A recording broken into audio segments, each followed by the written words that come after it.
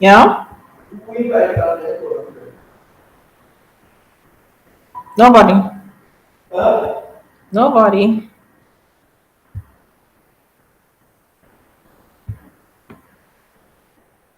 Welcome, welcome, welcome. Please type in the chat.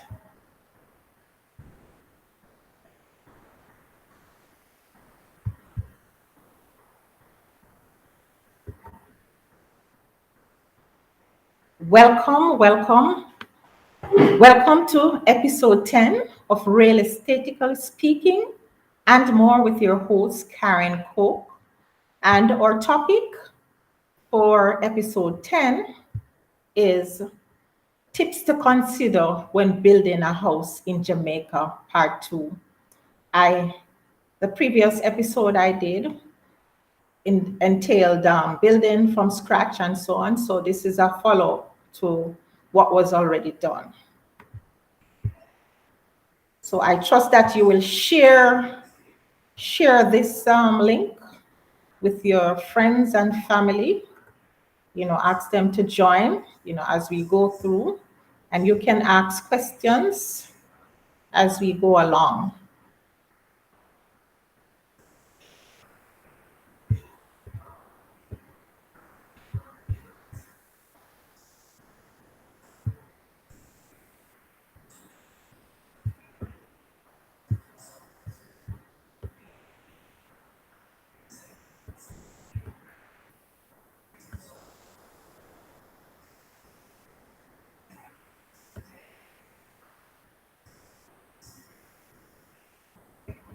Welcome to my viewers. Welcome to tonight's broadcast. And I trust you will be able to share, like, and comment on the program, and let me know, what your thoughts are on it, what what topics you would like me to cover, and so on. I would love to get some feedback. All right, so I'm just going to go into tonight's the quote that I have for you. And this quote is, "It is not the beauty of a building you should look at. It is the construction of the foundation that will stand the test of time." And that is so profound, needs no further explanation. It's self-explanatory.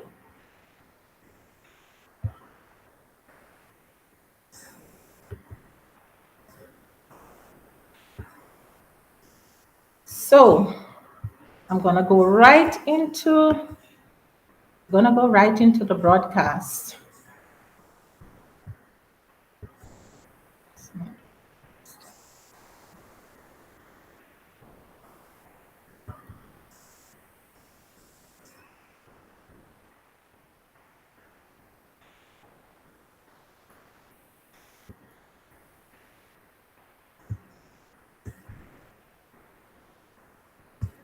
Okay, so let me go right into the broadcast.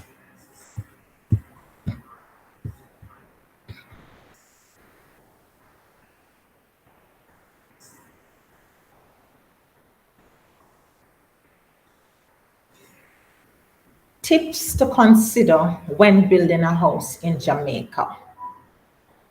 So, of course, you need to ascertain that your name is on the title of the property that you will be building on. It's not advisable for persons to just see a piece of land and decide that they are to just go ahead and build. And so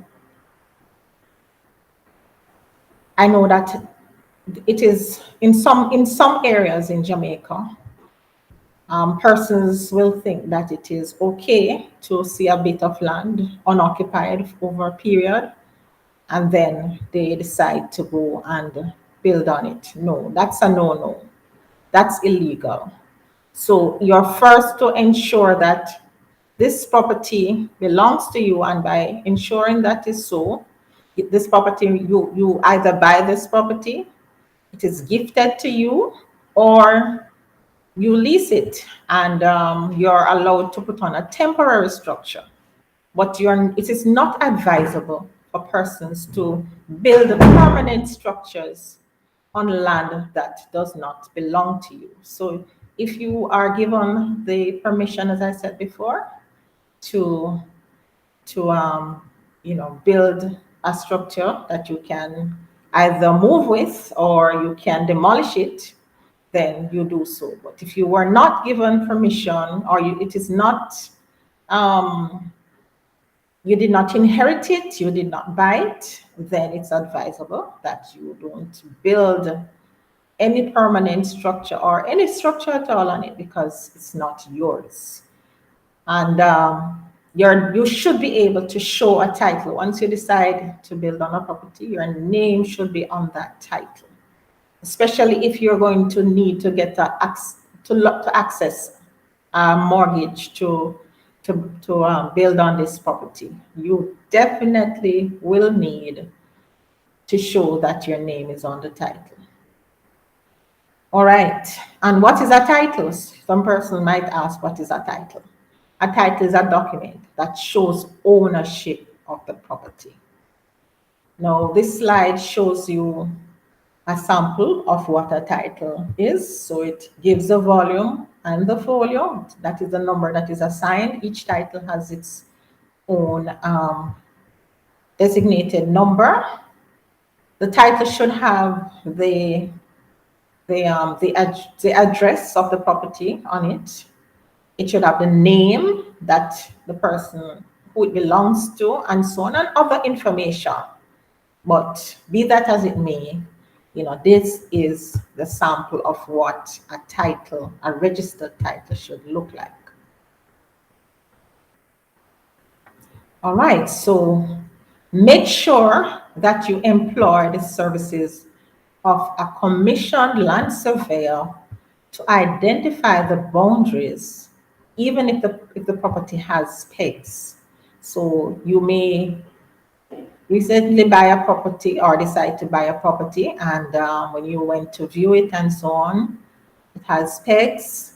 Unless this property was recently surveyed, and you can establish that, and you may not need to do a surveyor's report. But apart from that, what I do know, if you're going to be accessing a mortgage, the financial institution, unless they will accept a copy of one that was done by the previous owner.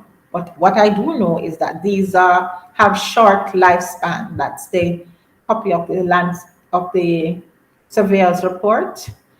I think it's for some financial institutions, it can go up to 1 year, but for the most part, I think it's just 6 months that it is valid for.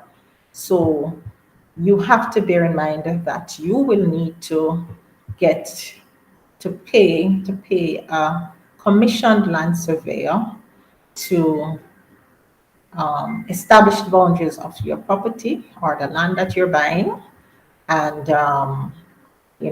so that you know exactly where to start this building and so on.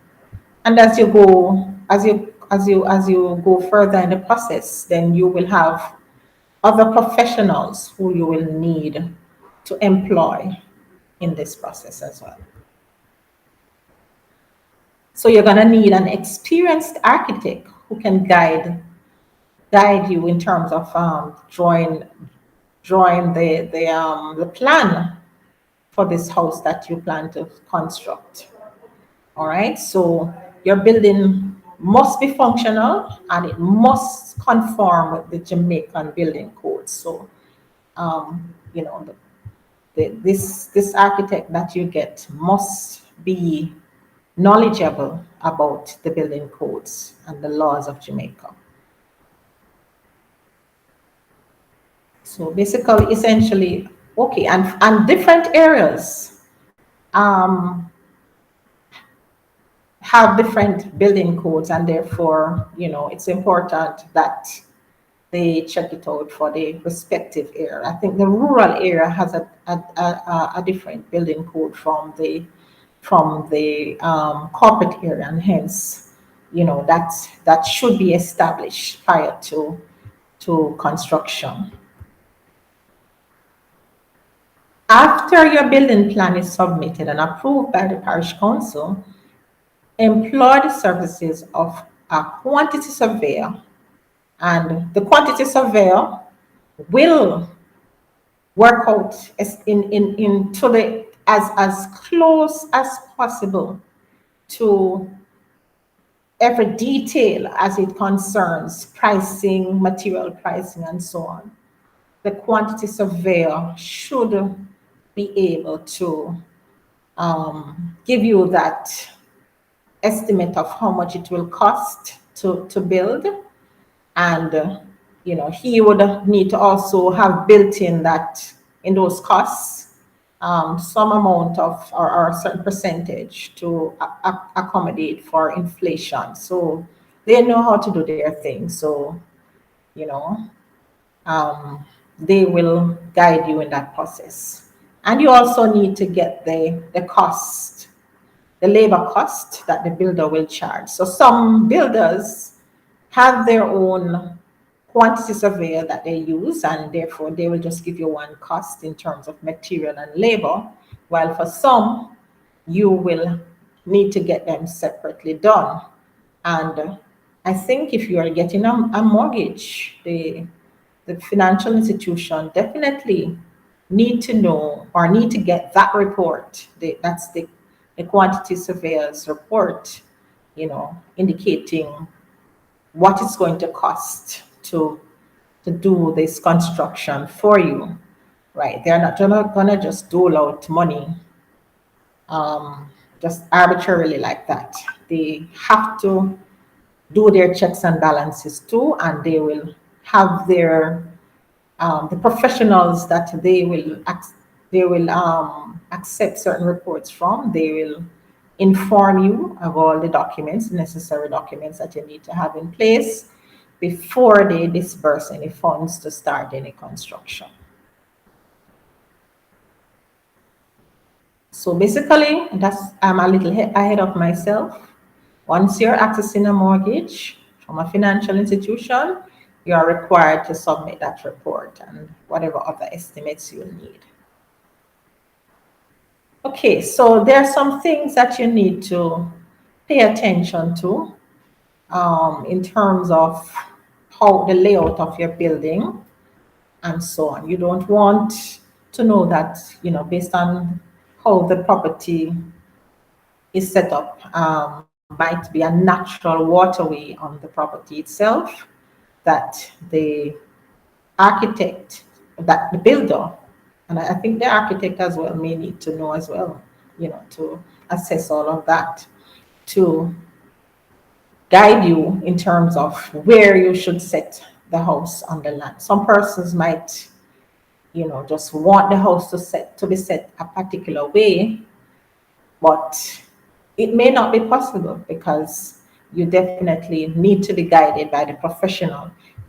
The reason why some persons have flooding and so on of their houses is because, they probably set the house in the waterway, whilst if during the rainy time, the builder observe the flow of the water on the land and see where the water naturally flows, and that would advise them or guide them, as to where is best to set the house. And not only that, be aware of the water flow when constructing your boundary wall to prevent any water flow onto your neighbor's premises. None of us would like to know that our neighbor's water is flowing onto our property and flooding us. No, none of us would like that. And therefore, we should not, we should do unto others as we would have them do unto us. All right.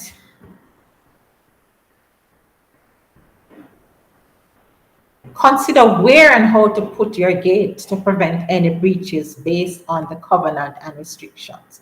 Now, the title that I showed earlier on, it normally states, it normally has some covenants on it, and or we can call it do's and don'ts then. That things that you should not do on the property.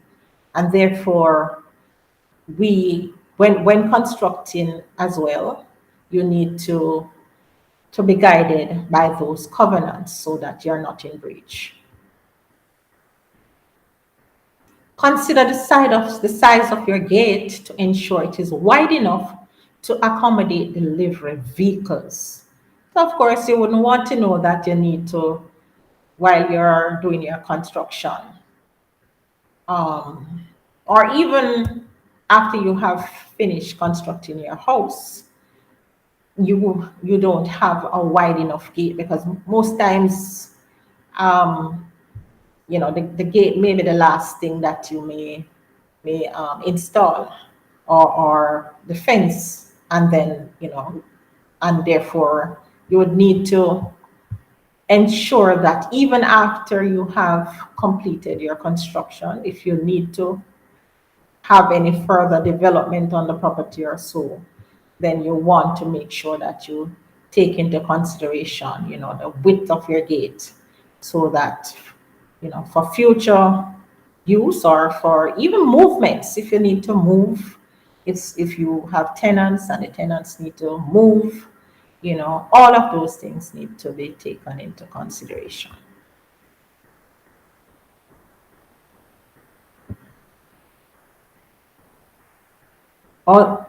So, along with the builder, establish safety rules for workmen from the onset and ensure they are followed. Accidents can cost lives, and it can cost the owner as well. So, that is something we all have to be mindful of, those of us who choose to build.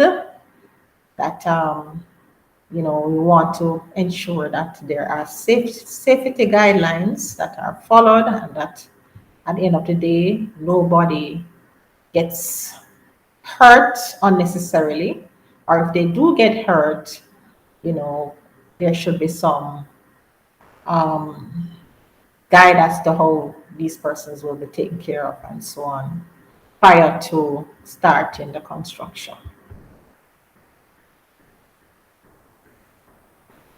All right, so owner and builder should be mindful of the weather condition to determine the best day to do certain work activities. For example, it is not good to do decking work or dig foundation on days when rain is likely to come.